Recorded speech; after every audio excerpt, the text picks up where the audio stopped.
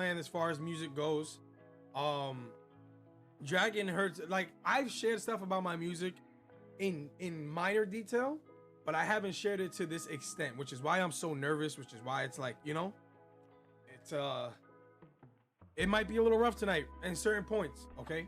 I'll be sharing some backstories behind certain songs, the stories behind certain songs, the stories that happen behind the scenes as to why I'm where I'm at right now in the music situation, the music space, all of it. Okay, so look, my first project, my whole thing with music, I've always wanted to be transparent. I wanted to be myself. I wanted to tell my story through my music. So a lot of it is just me giving you guys the raw facts in the music. So the first song is an intro song, literally. The intro to my entire project, to me as an artist, because this is the first song I've ever released under this. So what I'm gonna do is, second, we're gonna open up. No. Yeah. Okay. Yeah. This is always a good concert song. What y'all wanna know?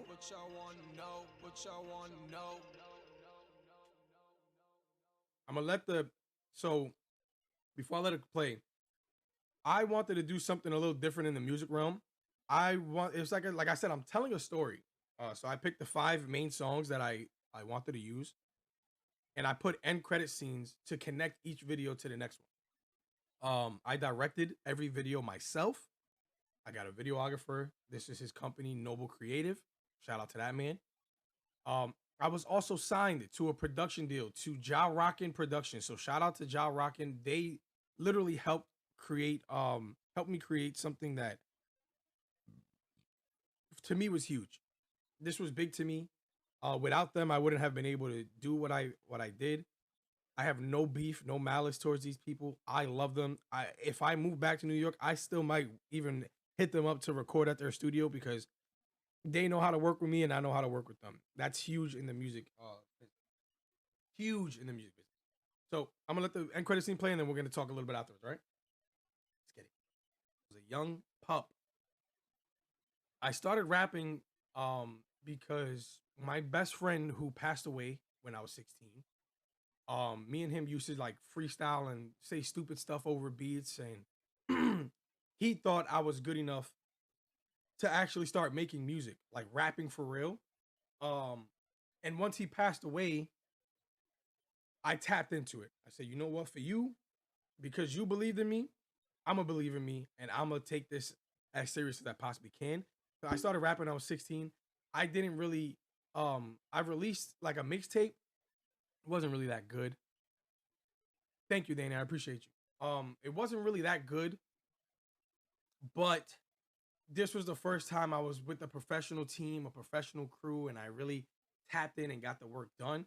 So I do want to show you guys the album. So, like I said, I put 5 different art styles into one, but it is music, right? So I had just a regular painting, I had stained glass, I had a pencil drawing, a paper mache, and then a statue. Because there was 5 videos, so each video got one of them. There's 8 songs in total, so I will be showing you guys the in-between songs, but this is the album cover. I thought you guys would appreciate that. I hope you guys appreciate it. All right, now back to some music. Depression. It didn't work. So I will share this story. One night, I literally, I popped like 20 of them. I said, this is it. I'm taking my life. It's over. I'm donezo. And then I couldn't fall asleep for about like 2-3 days. I didn't sleep. I never passed out. I was just kind of stuck in my room for an entire weekend. Didn't move, didn't go anywhere, didn't talk to anybody. Nobody knew anything that was going on. But I didn't die. I'm still here. I'm still here. And after that, is where these songs came from. So I will play these songs. listen carefully, and enjoy to, you know, the full extent that you can. Okay. Help! Please! Somebody help me! I have to show off my acting chops, chat. Let me out! You know what I'm saying? Let me out!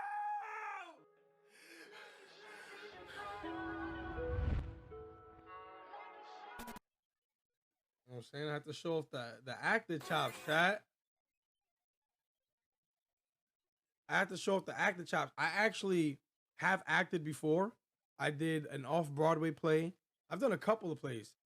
Um, so like I enjoy acting. I think acting is fun. Is my favorite song off the project. This is my favorite song off the project.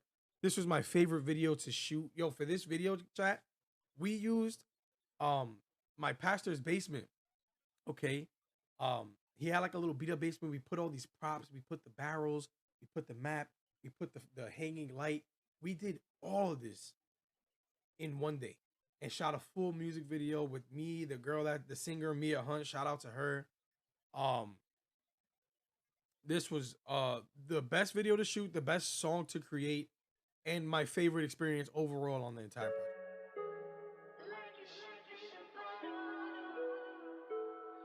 Let me know if the music's loud enough, chat. Is it good?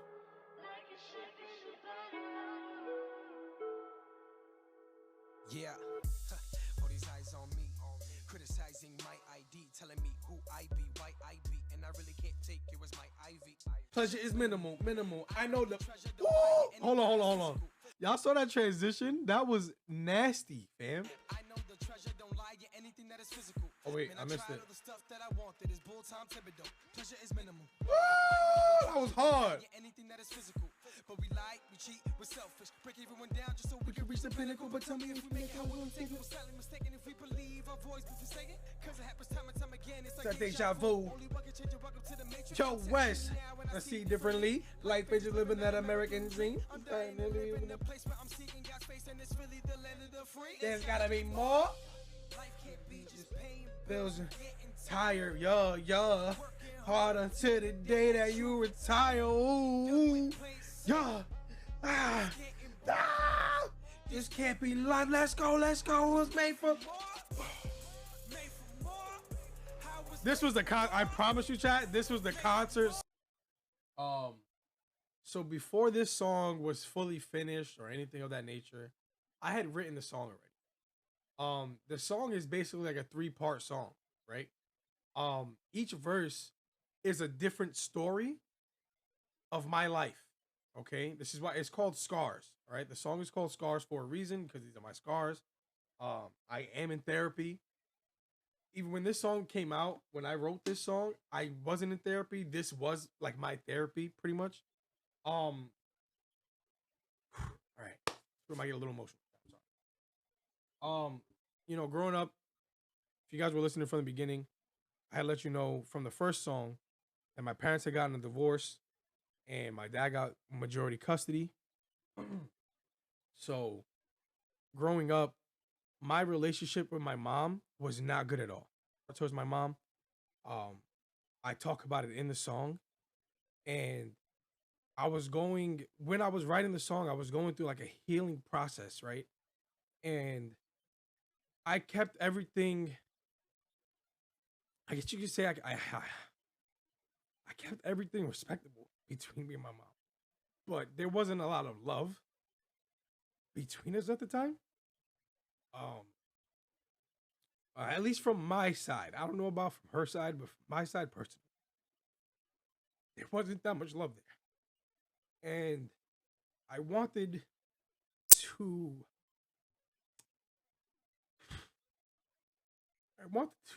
fix that relationship with my mom. I didn't want to live any longer holding these feelings towards her as her son. I wanted to be a better son to my mom. So I remember before I even recorded it fully, professionally, all that, I had written and recorded my own version. And I was doing... Sorry, chat.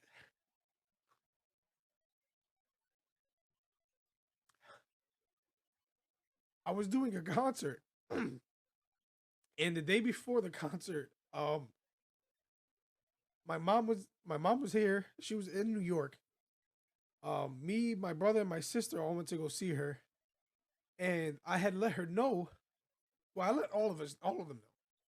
I said, "Hey, look, um, you guys are coming to my concert tomorrow, right? And before I do this song, I want you to hear it. So there's no, you know what I'm saying? I want you to see it from my perspective. There's no hate anymore. I love you, but I need you to understand this is how I felt. It worse because we're all emotional.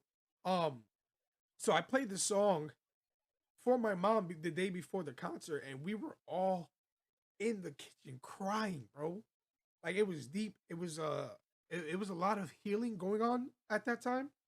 So this song holds a special place in my heart because of that moment. Um, but not only that, I talk about other things in my life. I talk about um my best friend who passed away as well. Um, in the last we'll go verse by verse. I just wanted to share that story with you guys so you guys know the process behind this song. This was the hardest song I've ever wrote in my life. Hardest to record.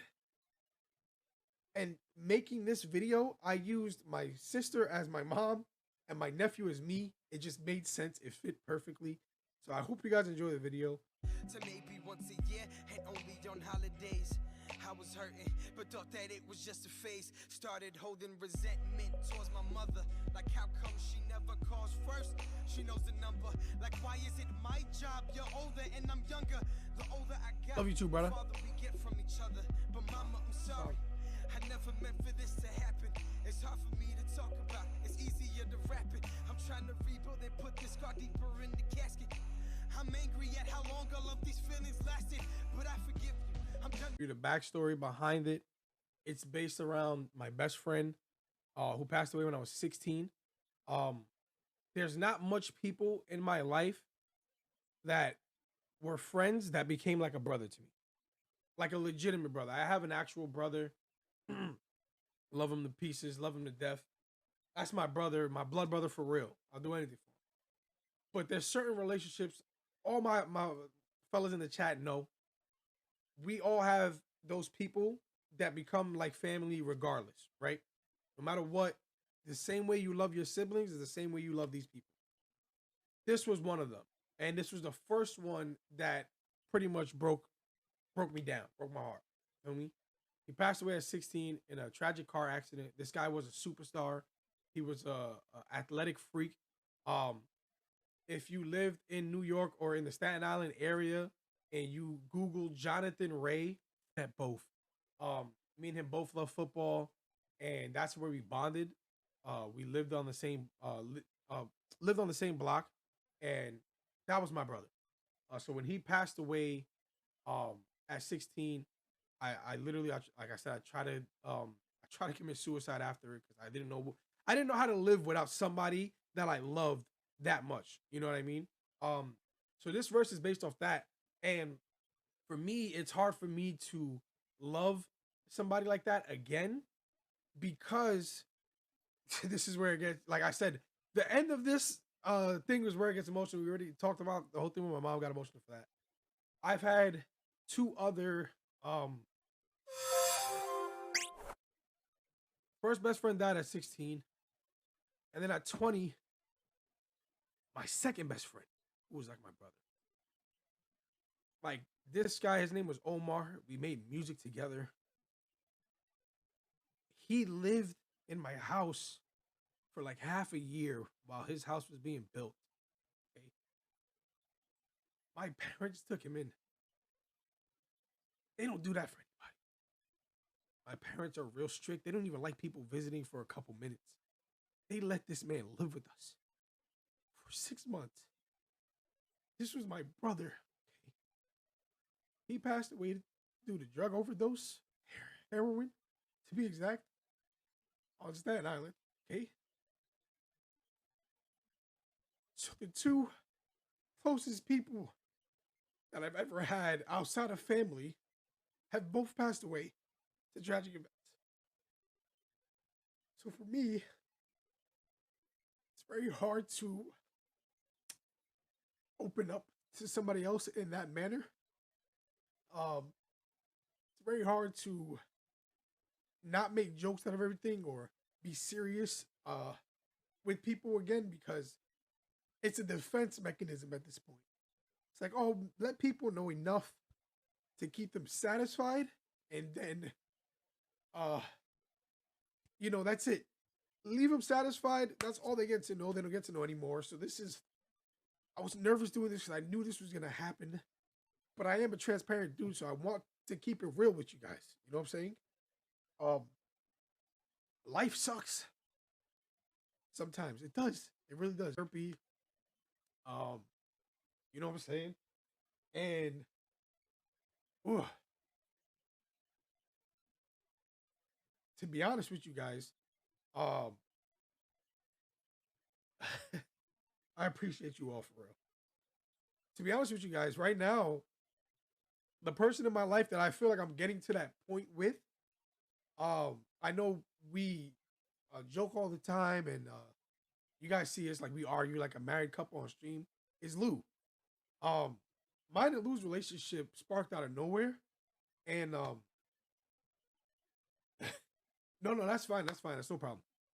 Mine and Lou's relationship sparked out of nowhere, so he's getting to me and him are getting to that point of I feel like I felt with these two fellows individuals. And I genuinely appreciate Lou a lot. Um, he encourages me behind the scenes, like on screen.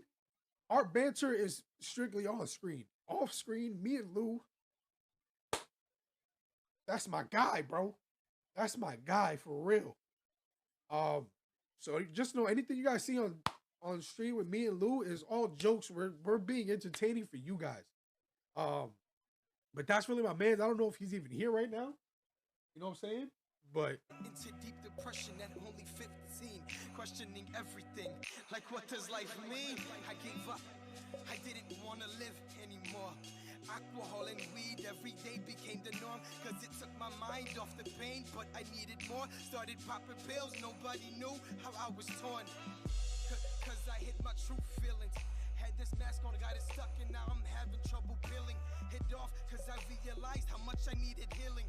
I'm letting it all out, I'm finally revealing who I am. No more makeup.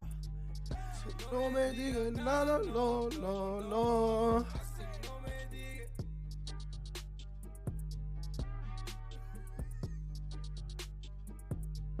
All right, chat. So that's it for my music life. I do plan to make music again. I want to try to recreate this because I don't have the files and put it out for real this time. You feel me? I want to. I really do.